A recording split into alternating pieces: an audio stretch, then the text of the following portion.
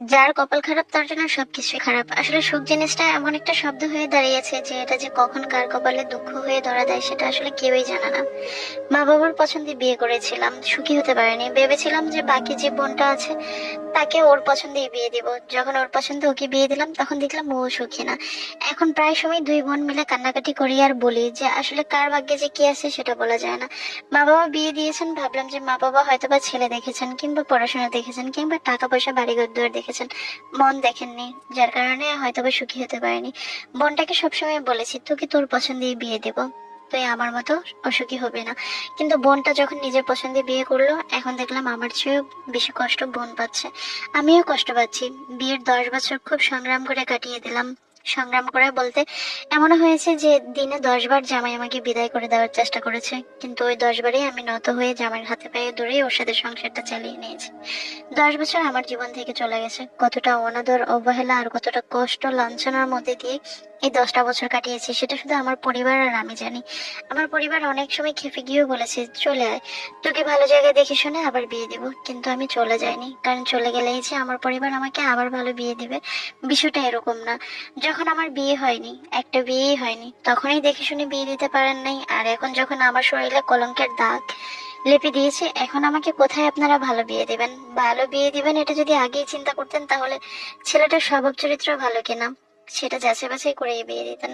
সেখানে যখন আপনারা ব্যর্থ হয়েছেন তখন আর আমি এখন দ্বিতীয়বার যখন সন্তান হয়ে গেছে, সংসার হয়ে গেছে, তখন চলে গেলে যে আমাকে কতটা ভালো বিয়ে দিবেন সেটা আমি খুব ভালো করেই জানি। বড় যেটা হয়তো বা বিবাহিত কোনো পুরুষের কাছেই আমাকে আবার পাঠাবেন, আমি তো সেভাবে সংসার করতেই চাই না।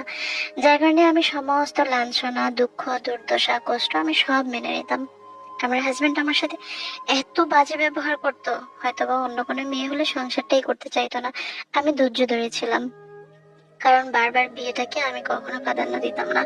এটা আমি কখনো চিন্তাও করতাম না যে আমি এখান থেকে গিয়ে আরেকটা ভালো বিয়ে করব। আমার কপালে যদি ভালো বিয়েই থাকতো তাহলে প্রথমবারই আমার ভালো বিয়ে হতো। বারবার বিয়ে করলে যে ভালো বিয়ে হবে বিষয়টা এরকম না। তবে হ্যাঁ, এখনকার সমাজে অনেক মানুষেরই দেখি যে 2 বিয়ে 3 বিয়েও হচ্ছে। সুখ জিনিসটা আসলে মানুষের জীবনে অনেক পরে আসে। অনেক মানুষ দ্বিতীয় বিয়ে করে খুব সুখে আছে, অনেক মানুষ দেখা যায় যে দ্বিতীয় বিয়ে করেও সুখে নাই। আমি আসলে বলতে পারবো না যে দ্বিতীয় বিয়ে করলে কি আসলে আমার সুখ হতো কিনা।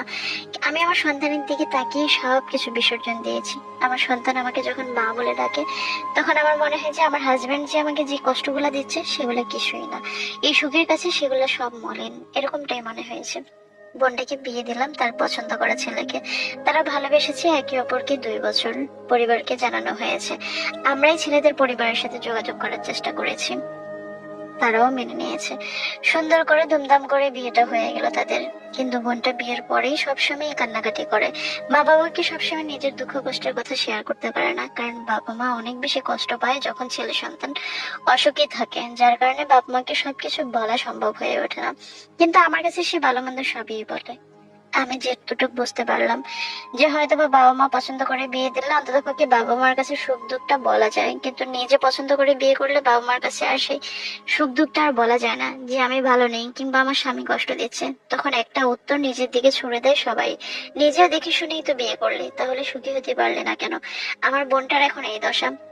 সে বুক ফুলিয়ে নিজের কষ্টের কথা কারো কাছে বলতে পারে না। এই পৃথিবীতে একমাত্র আমাকেই সে শুধু তার কষ্টের কথা বলে। মা বাবা ভাই বোন কারো কাছেই বাকিদের কাছে বলতে পারে না। আত্মীয় স্বজন তো অনেক পরের কথা। আত্মীয় স্বজন যখন জানে যে আমরা দুইটা বোনই অসুখী তখন তারা হয়তো বা মনে মনে অনেক খুশি হয়, কারণ আমি এই জীবনে আত্মীয় স্বজনের কাছ থেকে কোনো রকমের সাহায্য সহযোগিতা দেখিনি যে আত্মীয় স্বজন পাশে এসে একটা সান্ত্বনা দিয়ে কথা বলেছে। বড় জোর দোষ না করলেও তারা দোষী সাব্যস্ত করেছে, এমনটা বহুবার হয়েছে। এই জন্য আত্মীয় স্বজনকে কখনো হিসাবেও ধরে না, যার যার ভালো মন্দ নিয়ে তাদের বেঁচে থাকা।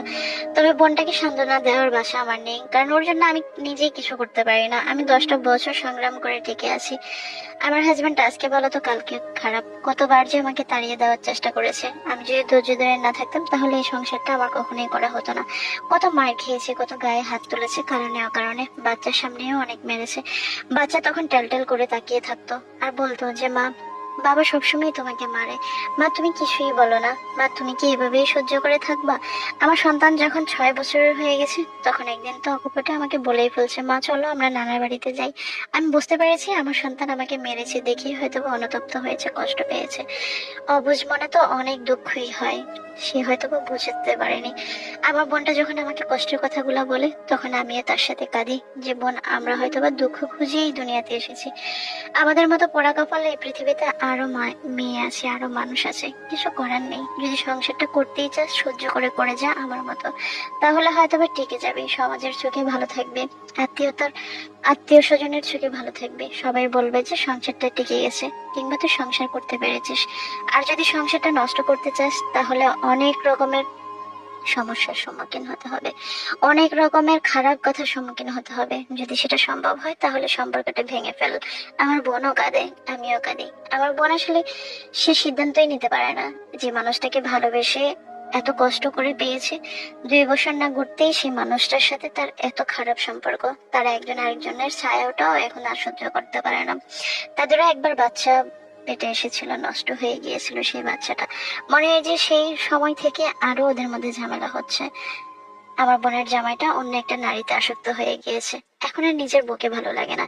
এখন পরনারীতে সে বিভোর হয়ে আছে। সে বুঝতেই পারছে না যে সে কোনটা অন্যায় করতেছে আর কোনটা সে ঠিক করতেছে। তার পরিবারও তাকে অনেকভাবে ঠেকানোর চেষ্টা করেছে, এখন তারাও নিরুপায়, আমার বোনও নিরুপায়।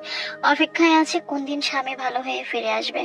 আর ভালোবাসার কথা চিন্তা করে হয়তো বা সেও রয়ে গেছে সেই সংসারে। যদি ভালোবাসার কথা চিন্তাই না করতো তাহলে সেও হয়তো বা আমার মতো সংসার ভেঙে দেওয়ার কথা চিন্তা করতো।